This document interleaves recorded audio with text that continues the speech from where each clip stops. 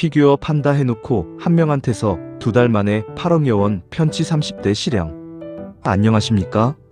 32년 9개월 검찰 수사관으로 근무하며 수많은 형사사건의 실체를 파헤쳐온 형사전문 법무사 이병창입니다. 최근 중고거래를 매개로 한 사기 사건이 단순한 소액 사기를 넘어 상상하기 어려운 거액의 피해로 이어지는 사례가 빈번하게 발생하고 있습니다. 오늘은 한 명의 피해자에게서 단 2달 만에 8억 원이라는 거금을 가로챈 사건을 통해 실무적인 관점에서 사기죄의 성립 요건과 대응 방안을 심도 있게 분석해보고자 합니다. 1. 사건 브리핑. 이번 사건의 피고인 A씨는 사기죄로 복역하고 출소한 지 단 8일 만에 다시 범행에 손길을 뻗쳤습니다. 시작은 단순했습니다.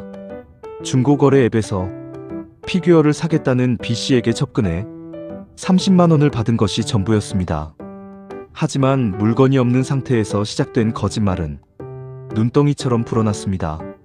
A씨는 피규어 환불, 추가 배송, 배송기간 단축, 그리고 계좌가 막혀 돈이 필요하다는 등의 온갖 변명을 늘어놓으며 피해자를 압박했습니다. 이러한 방식으로 단 한 명의 피해자로부터 2달 만에 가로챈 금액은 무려 8억 3,439만 원에 달합니다. 부산지법은 누범기간 중 범행이라는 점과 피해 회복이 거의 이루어지지 않은 점을 고려해 A씨에게 징역 3년을 선고했습니다. 2. 검찰 수사관의 시선. 수사 현장에서 32년 넘게 근무하며 느낀 사기꾼들의 가장 무서운 점은 바로 피해자의 심리적 약점을 파고드는 기술입니다.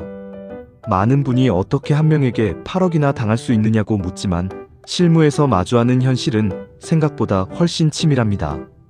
첫 단추는 30만 원이었지만 피해자가 돈을 입금한 순간부터 사기꾼은 주도권을 잡습니다. 지금 입금하지 않으면 이전에 보낸 돈을 환불받을 수 없다는 식의 협박성 회유는 피해자를 매몰 비용의 함정에 빠뜨립니다. 특히 이번 사건처럼 누범 기간에 있는 범죄자들은 법적 처벌에 대한 두려움보다 당장의 도박 자금이나 투자금을 마련하려는 욕구가 앞서기 때문에 더욱 대담하고 집요하게 거짓말을 늘어놓습니다. 수사 기록을 서술식으로 작성하며 피의자들을 추궁해보면 이들은 피해자의 절박함을 이용해 돈을 뜯어내는 것을 일종의 게임처럼 여기기도 합니다. 3. 실무 통찰. 사기꾼이 추가 입금을 요구할 때 이는 이미 범행이 중반 단계를 넘어섰음을 의미합니다. 이때 피해자가 가장 먼저 해야 할 일은 관계의 단절과 객관적 증거의 확보입니다. 실무적으로 가장 중요한 증거는 상대방이 약속한 내용이 거짓임을 입증하는 데이터입니다.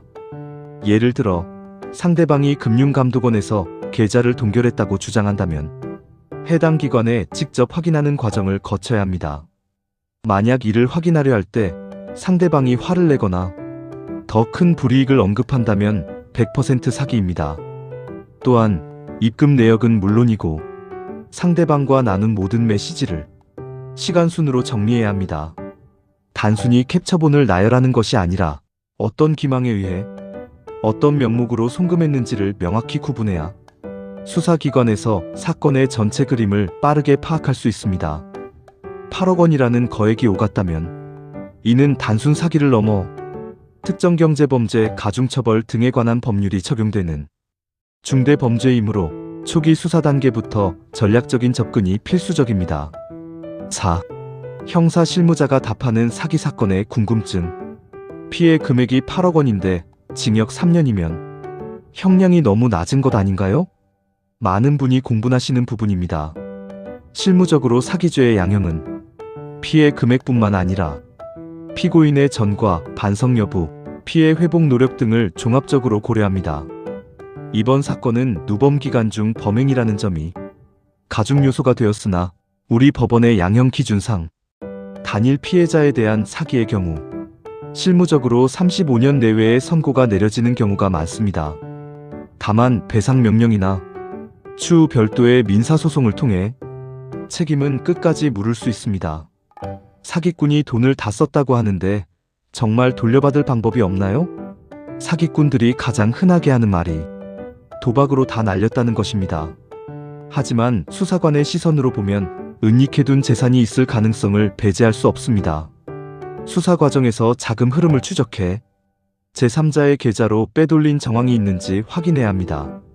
형사 판결 시 배상명령 신청을 통해 별도의 민사소송 없이 집행 권한을 확보하는 것이 실무적인 첫걸음입니다.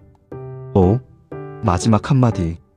돈을 잃은 슬픔보다 믿었던 사람에게 배신당했다는 자책감이 피해자분들을 더 힘들게 합니다. 하지만 잘못은 여러분이 아닌 사람의 선의를 이용한 범죄자에게 있습니다. 저는 독일, 호주, 프랑스, 일본 등 세계 각지에서 예상치 못한 형사사건으로 발을 구르던 재외 국민분들과 장기 파견 근로자분들을 조력하며 그분들의 억울함을 해소해드린 많은 경험이 있습니다. 거리가 멀어도 사건이 복잡해도 진실의 힘은 변하지 않습니다. 32년 9개월의 수사 노하우를 바탕으로 여러분의 정당한 권리를 되찾을 수 있도록 든든한 버팀목이 되어드리겠습니다. 기운 내십시오. 제가 함께하겠습니다.